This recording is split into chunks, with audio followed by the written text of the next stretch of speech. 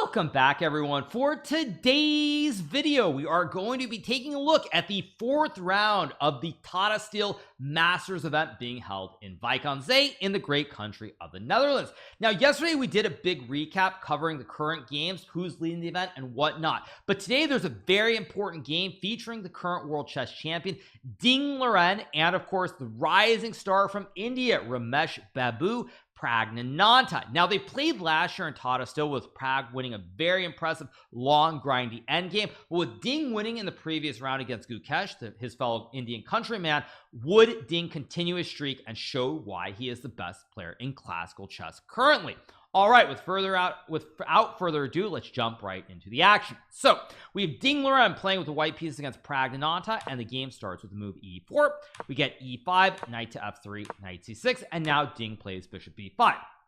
It's a little bit surprising to see Ding opening with one e4. Normally he tends to prefer openings which are a little bit quieter with d4 or c4, but of course he has played all these different moves because to be a world champion in chess you have to have some variety. So we get the Spanish with a6 bishop a4. We get the move knight to f6 being played here, and now we have the move d3. After d3 we get the move bishop to c5. We have castles, and now the move b5 being played by Praggnanandhaa.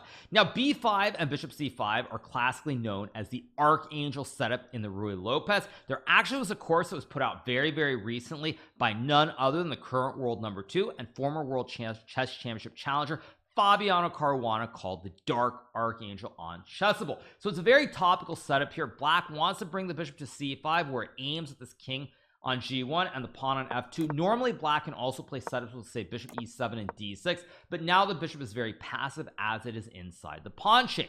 So we get this position after bishop b3 d6. We get c3 h6 played here to stop white from pinning the tail on the donkey with this move bishop to g5. Game continues with rook e1. Now we get castles, knight bd2. Pragg plays bishop b6 here, a quiet retreating move. Main point behind bishop b6 is that black does not want white to be able to play d4, hitting the bishop on c5 and pawn on e5 at the same time. So we get bishop b6, knight to f1 is played. Now we have knight e7, and Ding plays move a4. Now it's worth pointing out here that black were to say play rook b8, knight f1, and knight e7. After d4, black has to make an immediate decision here because the bishop is under attack. So if you take, white gets the big white center, and if you drop back, you simply lose a pawn on e5. So that's why after bishop b6, knight f1, knight e7, if Ding were to play d4 here, there's no bishop on c5 under attack, and black can quietly play knight g6, protecting the pawn on e5. Therefore Ding plays the move a4. We get rook to b8, h3 played here to stop either knight g4 or bishop g4. Both moves are definitely viable options for black. Pragg goes knight g6. We get the move knight to g3. c5 is played here, and this is a move that I really like. Even though the computer might not always like this idea, what it does is it stops white from playing d4 here because now black is threatening to capture both pawns and a bishop as well if white tries to claim the center. And meanwhile, even though you might think, well, wait, but it closes diagonal, black never really has any straightforward concrete ideas to attack this pawn on f2 because you can never play the move knight to g4. So even though it looks like it's maybe a threat, there's nothing concrete. c5 played. We got bishop e3, c4 played here by Pragg, and this is an excellent move, and this is where the game really starts to turn. In this position, what Ding probably should have played is he should have traded the pawns on b5 first to open up the a file for the rook, and then maybe bishop e3 is playable here and the position is a little bit different. Instead we get bishop e3 right away, and now after c4 is played here by Pragg, Ding trades the bishops and he goes bishop to a2. After bishop a2, we get this move queen c7, protecting the pawn on c4 with the queen and the pawn. And here Ding decides to trade on b5 and play the move bishop to b1. Now surprisingly, the computer really does not like white's position here, and the reason for that is that black has a better center. These pawns on d6 and e5 are a little bit more flexible. Black can play d5 to try and attack the white center. Additionally, as we see in the game, after takes and knight f4, black also has an idea to play b4 and go after white's two pawns on the queen side. So with the idea of b4 and the idea of d5 combined with its great knight on f4, black's position is preferable. So Ding plays knight to e2 here, and this is the start of going in the wrong direction. Probably bishop f1 would have been a better move, and now after b4 in this position, c4 and bishop b7, black remains a little bit better, but black does not have a straightforward plan to increase the pressure. Pawn on e4 is guarded by the knight and the rook, the pawn on c4 guarded by the bishop. Black cannot push the pawn to d5, and this b file is also closed. Whereas in the game, after knight to e2 is played, Pragg trades the knight for the bishop on d3, and now he plays bishop to e6. Great move here with a very simple idea of playing b4, since the c4 move is no longer possible as black will capture the pawn. Ding goes knight g3 back, and now Pragg plays b4. And at this point, it's very clear that Ding is in a lot of trouble here because the b file is going to open up. Black has a great bishop on e6 that covers some very critical squares, and black still has ideas like d5 as well.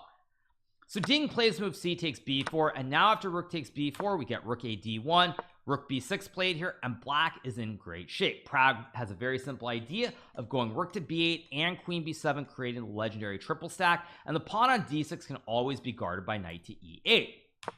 Ding plays queen a3, we get rook f b8, and now we have the move rook d2, and knight e8 is on the board as it protects the pawn on d6, and white can no longer pressure this pawn any further because you don't have a light square bishop to go after the knight from say a4 or b5 on this diagonal. Also, if you ever play knight f5, I can just trade the bishop for the knight as well.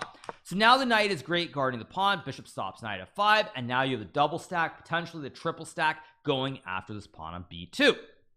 So Ding here plays this move knight to h2, which is a horrible blunder. Probably at this point he's feeling a lot of pressure, unsure of what to do, and this move effectively is losing the game from a technical perspective, as now Pragg plays rook to b3, going after the queen on a3, queen to a1, and now after queen b6, black has achieved the legendary triple stack, also known as Aliekin's gun here, and white cannot guard this pawn on b2 because if you try to guard with say rook e2, now there's rook takes g3, and it's spaghetti-o time. You're losing a horse because of the pin and the game as well. So Ding goes knight to f1, guarding the knight on g3, but now after rook takes b2, black simply has an extra pawn on d6, and even though it's 5-on-4 here, this pawn on e4 is not super safe. So we get rook b2, queen b2. Actually, at the moment it is, but it won't be down the road. So we get the big trade. We get knight to e3 played here by Ding. Now g6 played by Pragg. Another excellent move to blunt the threats of the knight on g3. You cannot go to either f5 or h5. Ding plays rook a1. We have bishop to a2 being played, h4, h5, of course, important move because if white were ever able to play h5 and you go g5, now white gets this great square for one of the horses to jump to. So Pragg plays h5 here. Now there's no way to contest the structure, and the f5 square is still controlled by the pawn on g6. Ding goes f3, and now Pragg plays rook b1, and this is excellent technique from Pragg for a couple of reasons. What he does is he's going into an endgame with an extra pawn, but with a knight and bishop versus the two knights here, you might think, well, it's probably a draw. It's not actually very easy to defend here because you cannot attack any of these pawns with the knight. The knight on e8 guards d6, the pawn chain is completely intact, pawns cover a lot of critical squares, and also down the road these pawns are on light squares, e4 and f3 specifically, so the bishop on b1, or even if it were to say go to, let's just say, just to set it up, even if it were to go to c6, the bishop will always be able to target these two pawns. So Ding plays knight to e2, Pragg goes bishop a2, we get king f2, king f8, knight c3, bishop b3 is played, and now the move knight e to d5. Now, one of the great things about this endgame for Pragg is that now he can trade the bishop for the knight. Now, out of all the different endgame assortments, say rook and knight, rook and bishop, queens, rooks, whatever it might be, knight and pawn endgames are easily the hardest to defend because generally there are no set fortresses and you have to play it move by move. And in many cases where you have one extra pawn, knight and pawn endgames are winning. Probably the only knight and pawn endgame which we do know to be a draw is the one where you get 3-on-2. So let's say you were to get a position like, I'm just going to set this up for a second to illustrate the point. If you get an endgame like this, the 4-on-3 endgame is considered very difficult to play. Maybe a computer would draw it, but in human practice, most of the time you're going to win this with the 4 pawns versus 3 on the same side of the board. So this one is known probably to be very close to win. The only one that is probably known to be a draw is when it's 3-on-2. So if you get to this endgame with 3 pawns versus 2 on the same side, probably it's a draw with perfect play. But any of the other ones with 4-on-3, or in this case, when we look at position with 5-on-4, generally you're going to have great winning chances. So Pragg plays f5. We get f4 played here by Ding. Pragg goes king f7, does not take on e4 here, because after king to e3, king f7, takes, king e4, king e6, knight c3. Now we have reached a 3-on-2 endgame, and black might be winning in this one, but you're never really sure. So why do you want to trade off more pawns than you have to? Which is why Pragg very quietly goes king f7. We get takes, but in this case it's a 3-on-2, except the pawn is on e5, and black has two central pawns which are going down the board. Now already here, computer says from a technical standpoint this is completely winning, but you're still not sure, and the game has to be played out. So we get g3 from Ding.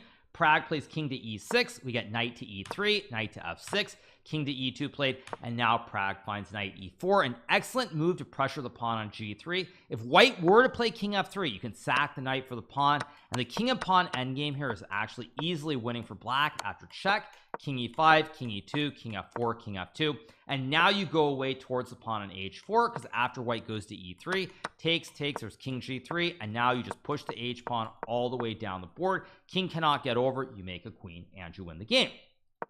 So Ding plays knight f1, and now Pragg goes f4, realizing that in this endgame, even though it's a 2 versus 1 on the king side, the knight on f1 is completely dominated. You don't have access to e3 or g3. You can't go to d2 because that would be a trade into a losing king and pawn endgame, and with this passive knight, white is completely lost. So Ding goes king f3, Pragg plays king f5, king g2, and now we get this move knight to d6, a very impressive move from Pragg, understanding the theme. You probably think, why not king g4? If you go king g4 after knight h2 checking the king, if you take on h4, there's king f3 attacking both the pawn and the knight, and now with only one pawn on the board, which white can sack the knight for, the game will end in a draw. So Pragg plays knight to d6, which you'll see the idea in a second, and after knight d2, now we get this great move knight to f7. Black wants to put the knight on e5, make sure white cannot bring the king to f3, and then go king g4 and gobble on h4. Ding plays knight c4, Pragg goes king g4. Now there are no checks on e5 or e3 with the knight here. Ding goes king f2, we get king takes h4, king f3, king g5, and now the dust has settled with white's knight being dominated by the black knight here, and with the two extra pawns, also known as the wide pipos, the game is hopeless, and it will conclude after the move knight b2, king f5 from Pragg here, knight back to d1. If you go knight d3, I simply play knight e5, two pawns, too many, GG, why not? Ding goes knight d1, knight g5, king g2. Now we get h4 here. Knight on g5 optimally placed to support both of the pawn thrusts forward. So Ding plays knight f2, f3, king g1, and after king to f4, king f1, knight to e4. Ding Liren resigns this game against Praggnanandhaa. He loses for the second time in as many years in the Tata Steel tournament.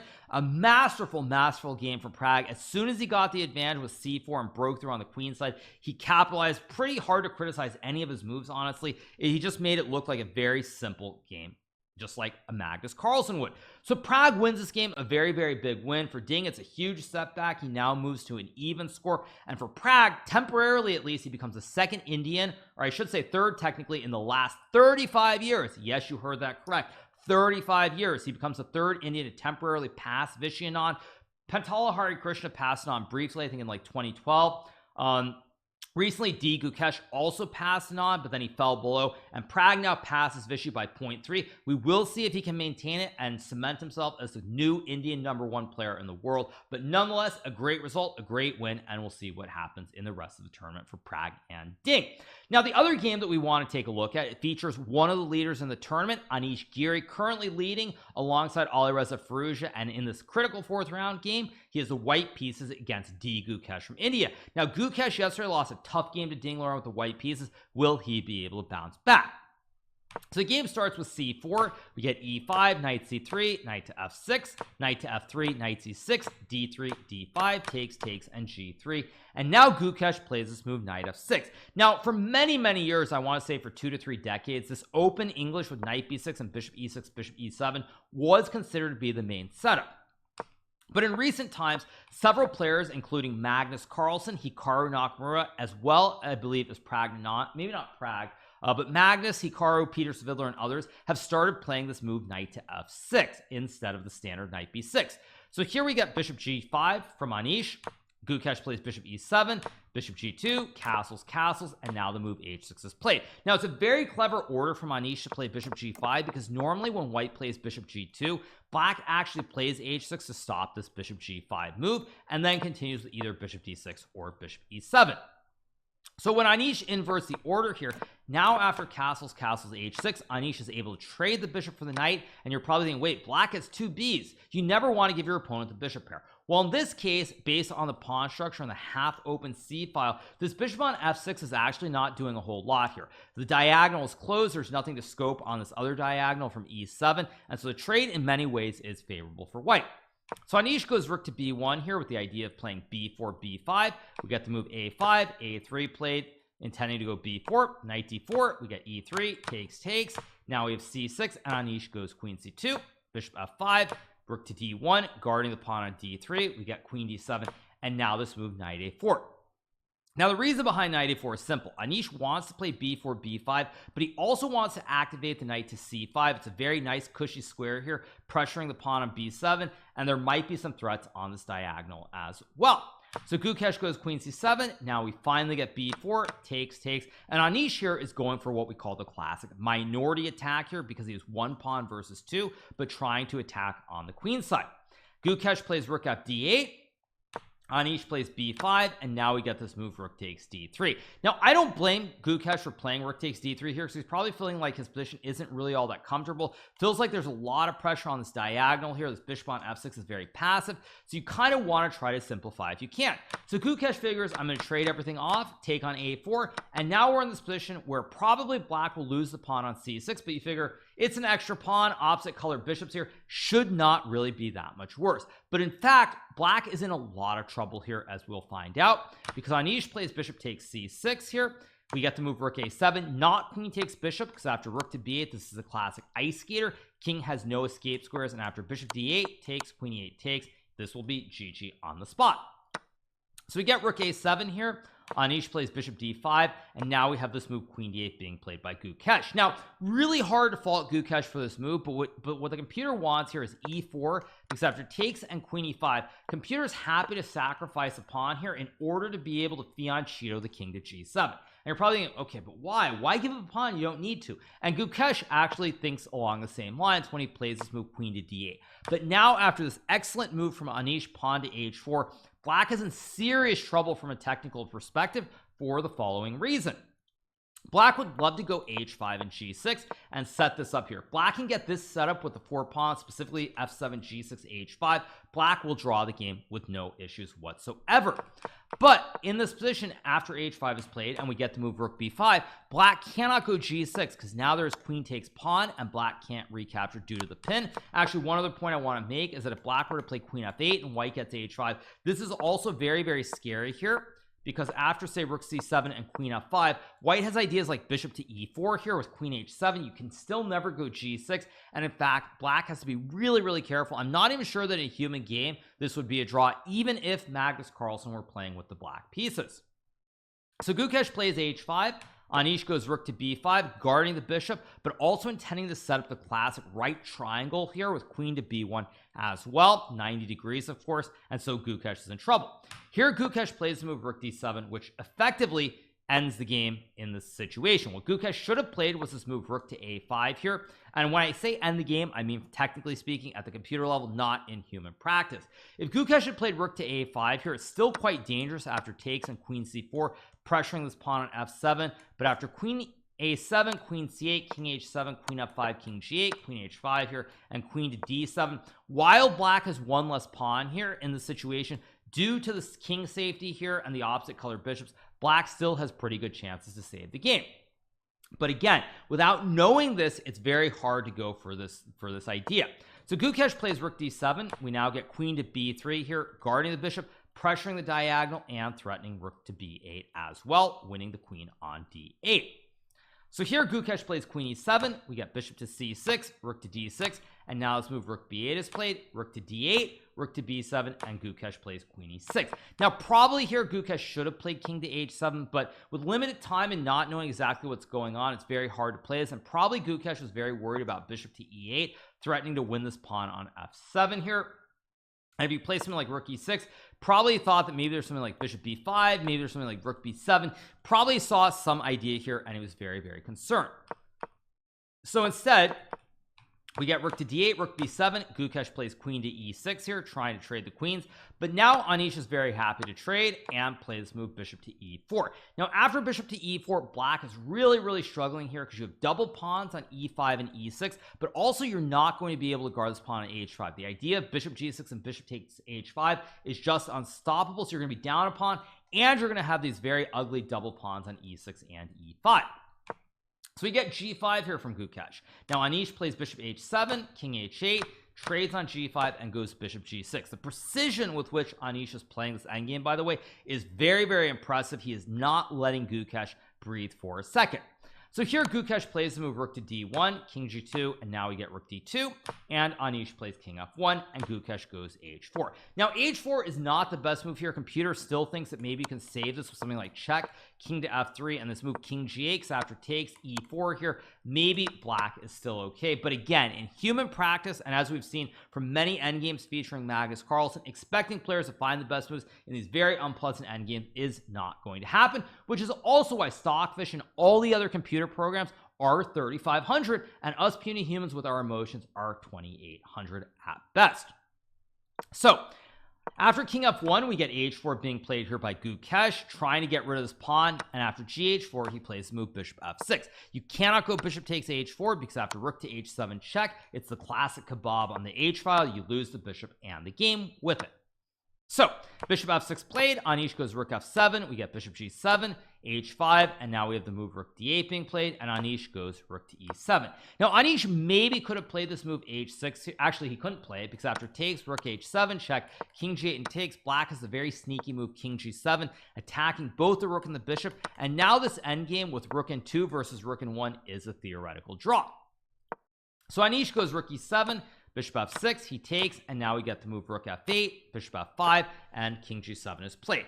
Perhaps not super precise for Anish to play bishop f5. Maybe he should have just gone king g2 and run the king up immediately, but nonetheless hard to fault him for what he does. He goes bishop f5, king g7, we get king g2, now we have king h6, bishop g4 played, and now let's move king g5, attacking both the bishop and the pawn.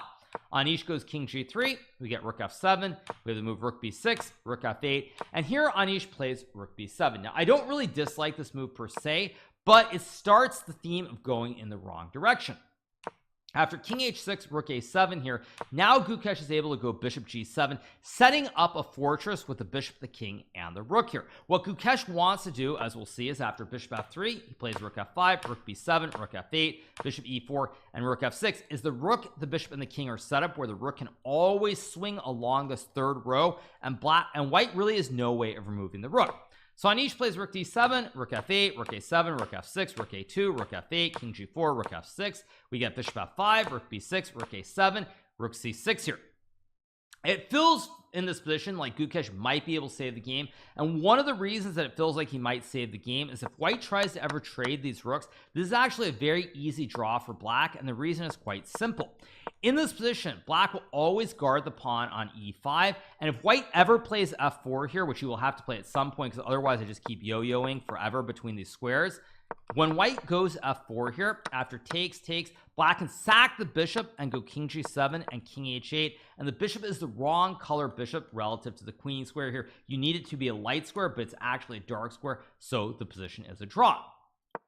Therefore, Anish plays king to f3, we get rook c4, bishop d3, now we get rook c6 back, king to e4 played, rook to f6, f3, bishop to h8 played, and now we have bishop c4. Gukesh plays rook b6, bishop f7, and now we get bishop g7, bishop to g6 played, and here Gukesh blunders with this move rook to b4. Now what Gukesh probably should have played was he should have kept the rook on the 6th rank, but it's very, very hard to fault him here for what he does. Probably here already there was a better way to play it, but nonetheless what he should have done is he should have kept waiting with the rook on the 6th rank. Now obviously for Gukesh, he probably thought at some point Anish wants to sack the rook for the bishop and take on e5. And it looks like white is probably close to winning with the 3 pawns, very specifically the 2 connected pawns in the middle combined with the outside pawn. So you have a bit of a wide peepo scenario going on once again. But the computer actually says that after check, king f4, king f6, and e4, if black plays rook g5, white is still much better here, but this might be a draw, even though white has the bishop and 3 pawns for the rook. Instead, Gukesh here plays rook b4. We get king to f5 played, and now Gukesh blunders the game with this move rook b3. Obviously Gukesh probably pretty tired after defending this very unpleasant position for nearly 6 hours, but in this position he needed to go rook b6 once again, because after takes and king e5, rook b5, king f4, king f6, as I said before, computer gives white a +1 advantage. Now I haven't looked at table basis yet, but most likely this position is a theoretical draw in spite of the fact the white has a bishop worth 3 and 3 pawns each worth 1, and where 6 should be better than 5, but the computer gives it a very small advantage. Instead, after king f5, Gukesh plays rook b3, and now Anish capitalizes on the spot with this move rook to a6, claiming the 6th rank. Black no longer can try to get rid of this rook, and with the king stuck on h6 and all kinds of discoveries, it's all very hopeless. Here Gukesh plays the move rook to b8. He could have played rook takes e3 as well, but now after king g4, the king guards the pawn, and white simply wants to move the bishop away from g6. If you move the rook, I go check, and you have to block with a bishop since you have no square on h7, and once I take the bishop and move the rook away, the rest is very basic. Additionally, here if you play the move bishop f8, I can go bishop to e4 check, and after king g7, now there's h6, let's say king h8, rook to a8, pressuring the bishop on f8, and after king g8, h7, king g7, rook takes f8, white will win the game once again. So Gukesh goes rook b8, but now after bishop f7 check, king h7 here, Anish plays the move king to g5. The 6th rank blockade is completely broken, and white can play h6 or bishop g6 here, and the rest is hopeless. One sample line is say rook c8 after h6, bishop f8, check, king h8. You can even play something like rook a5, bishop d6, h7, and just to set up the idea here, at some point white can even sack the rook, and this position probably is winning since you have the passed h pawn, and again you can push the pawns up the board, although I guess this specific setup is not that simple. But just to illustrate something like this, for example, where white will go f5, create the classic wide peepo push, and the rest will be very basic.